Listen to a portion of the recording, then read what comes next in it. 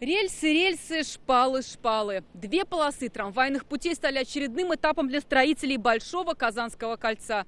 Укладку железной дороги они начали в апреле. Еще буквально пару месяцев и по ней сможет проехать транспорт. А сейчас рабочие приступили к обустройству остановок для пассажиров. И смотря на то, как меняется картинка, можно с уверенностью сказать, за последние месяцы Большое Казанское кольцо обогатилось. На строительстве первого этапа дороги были заняты 92 специалиста и 32 единицы спецтехники. Их усилиями на путепроводе над Фермерским шоссе появились перила и барьеры, водоотводные лотки, опоры для освещения. Но самое главное – черный блестящий асфальт. Также продолжается устройство дорожного полотна на участке поворота от Фермерского шоссе на улицу Тульская вдоль третьей подпорной стены. Ювелирной работы потребовал даже надземный переход. Его постарались сделать в тон самого объекта – черным и золотыми кольцами. Магистраль столетия ТАССР – так называется этот участок дороги. Поэтому первый пешеходный переход украшен элементами национального татарского орнамента. Но он будет не только красивым, но и удобным. Помимо лестниц с нескольких сторон,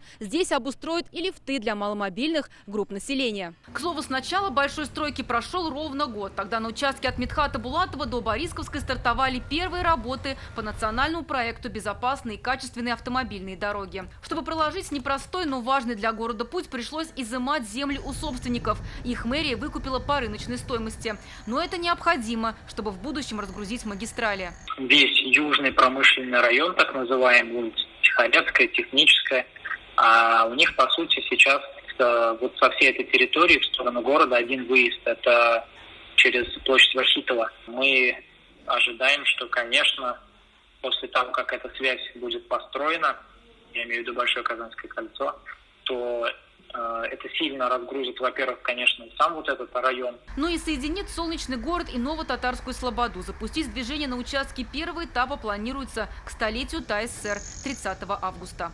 Зарина Ахметова, Ринат Сафин, ТНВ, Казань. Наша рука помощи вашему бизнесу. Антикризисные предложения. Телефон 843 5 705 100. Көтелмәгән кунак көттөреп кенә интернет челтәрләренә дә килеп җитте. Хәзер бу фильмның барлык серияларын ТНВ.ру сайтында карап була.